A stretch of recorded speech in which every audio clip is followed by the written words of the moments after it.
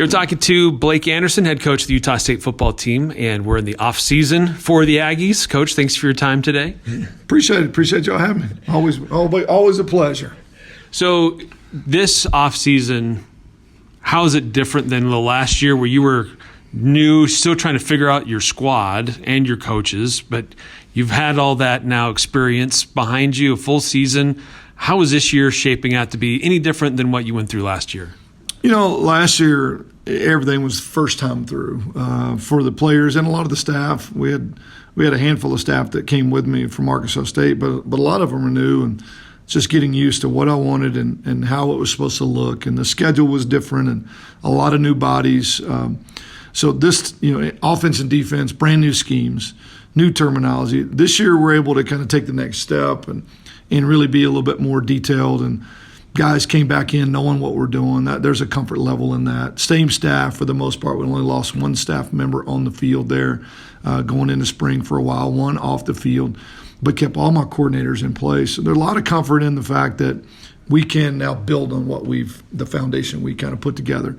Standards extremely high. Had a season that probably nobody expected. I'm not going to ask you guys if y'all want to quote on that, but nobody really anticipated the season going the way it did. So a lot of energy coming back in the spring, good foundation for what we want to do, and I think that's where you're able to start seeing the improvements, and hopefully we will. Hopefully that'll translate to the field. So how does it kind of change this offseason, where last year there was kind of a lot of built-in motivation? You guys really caught hold of the fact that you were rebounding from that, that poor season in 2020. How does the motivation process change this season, where you got to wake up and get out of bed and something's got to motivate you, whereas last year it was rebounding? What's it like this year, trying to motivate yourself? Yeah, you go from rebounding to repeating, and it's always tougher to win it the second time than it is the first. We're not going to surprise anybody. Everybody will see us coming. Last year, I think probably a bunch of our opponents overlooked us to some degree and really didn't expect a lot of us, and we surprised everybody. This year, they'll see us coming clearly. There'll be a big target on us. So it just changes. You go from trying to earn respect to maintain a standard that was set by the guys before you. Every team is different, and there's no you don't get any points for last year. You just get really high expectations. So this group's got to be mature enough to work in a different environment. Last year, quiet, under the radar, zero expectations. This year, out in the open, tons of expectations. Everybody sees you coming. And that in itself is a huge, huge challenge. So we're trying to stay focused on the things that we can control, which honestly are the exact same things we could control last year. Just our daily work ethic, our approach to trying to get better, trying to take the next step in each phase of the schemes that we run and the techniques that we teach. And that's really where all our focus is at. Last year's team you relied on a lot of transfers to come in and implement the style, the system that you wanted. This year, you still have some transfers, but it's not quite as heavy, but you may not be done with the recruiting process. The transfer portal it's become a whole different thing than it was just a few years ago.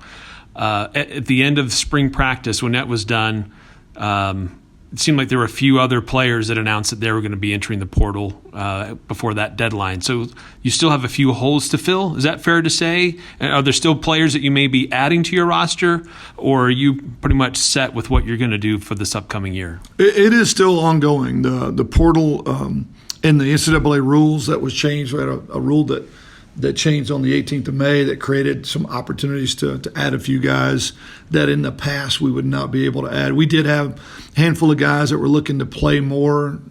We helped a handful of guys drop down to lower levels and get on rosters where they can get on the field. And it's always part of our challenge coming out of spring ball is, this is your two deep, this is your rotational players. There's a handful of guys that are just running out of eligibility and not seeing the field, and we always want to be real open with them, give them the opportunity to stay, but also the opportunity to look for opportunities somewhere else. And we're able to place every one of those guys on other rosters so they'll get to finish their career on the field. And it does create a few spots that we are still currently recruiting due to the portal. Most of the spots will be veteran players if we fill them at all, and we may not fill them. We may wait and use them in December. The new 85 rule gives you the ability to be at 85 at any time, regardless of how the initials and hard cap numbers and all that have played out in the past. You can get to 85. But we're not gonna take a guy just to take one. If we don't feel like they can help our roster immediately, then we'll save those spots till December, recruit those spots, and our recruiting class is going to be blended between portal players and high school players, and maybe even a handful of JC players. So we're right in the middle of that right at this point. We got guys on campus today, as a matter of fact.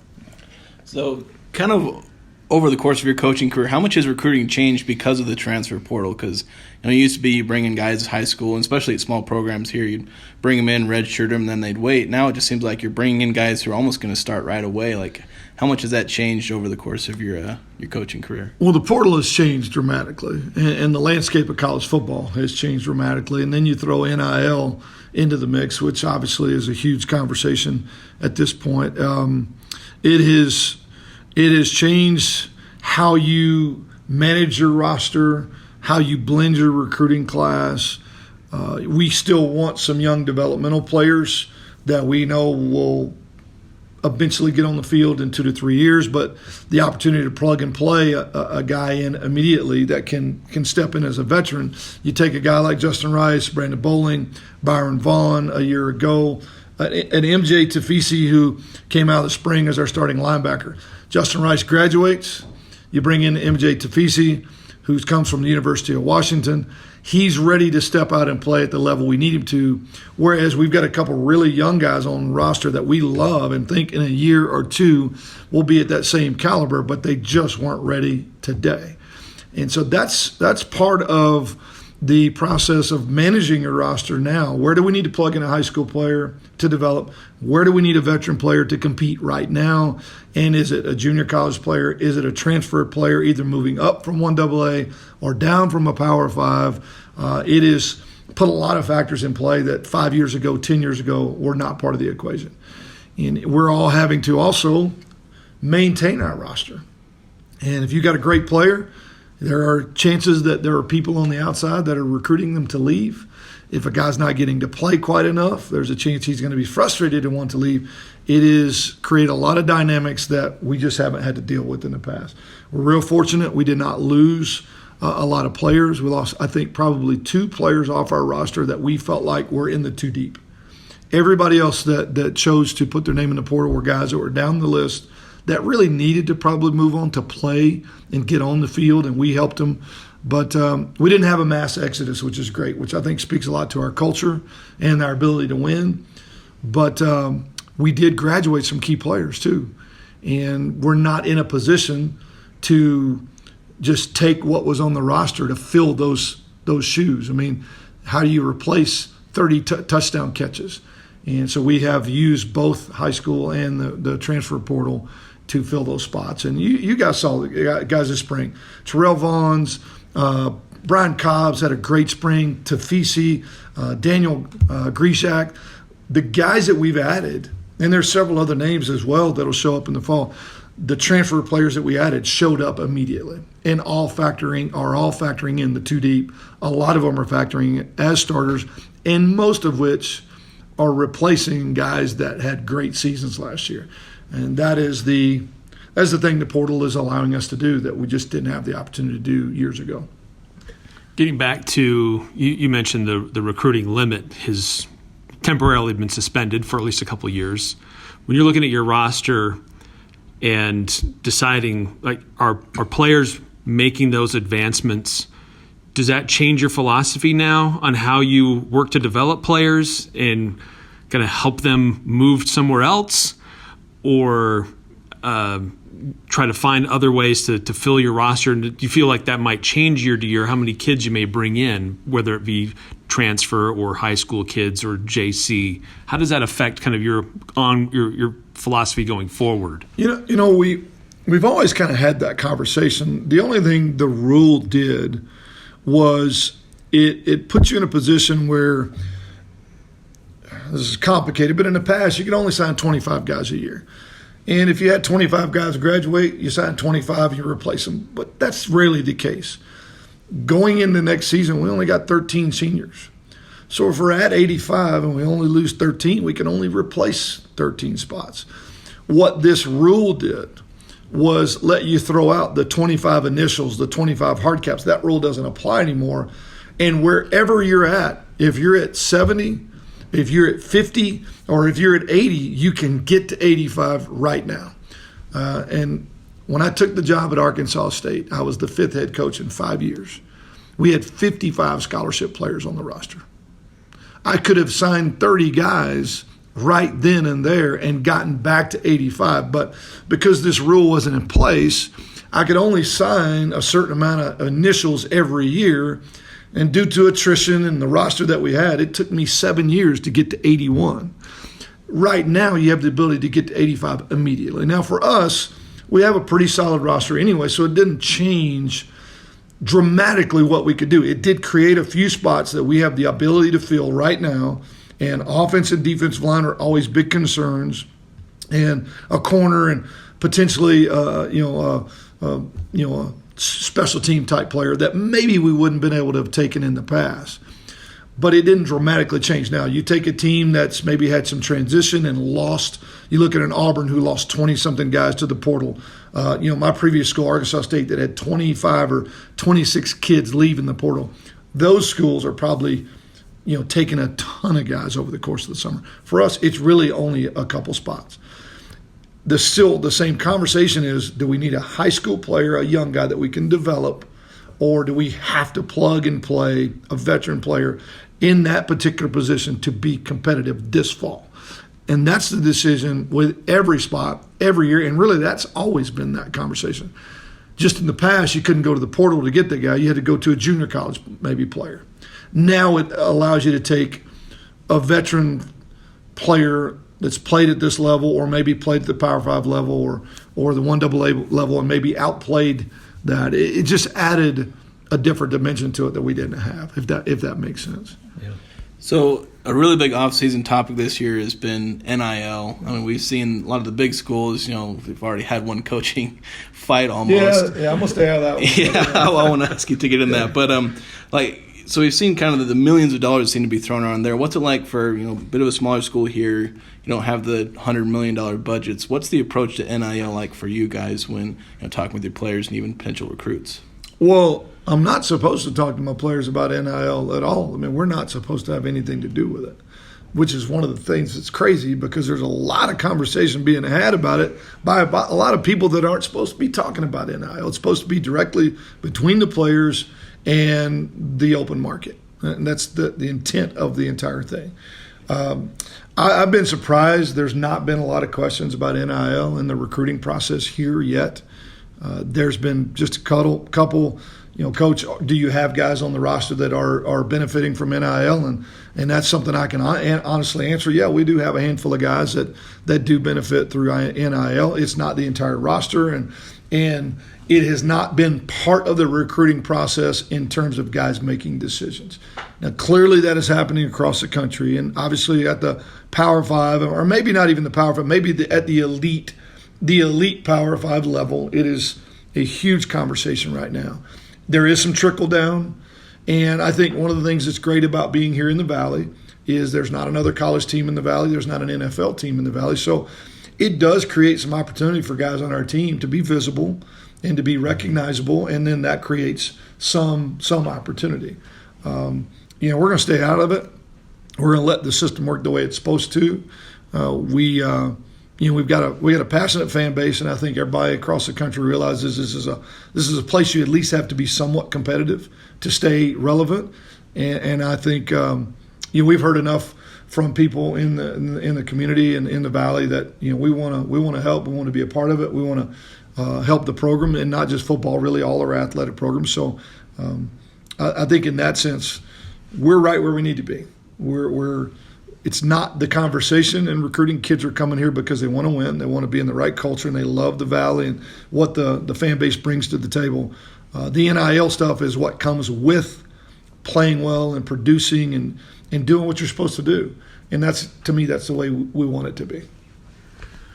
Switching away from recruiting for a minute, the Mountain West announced just recently that next season they will do away with divisions.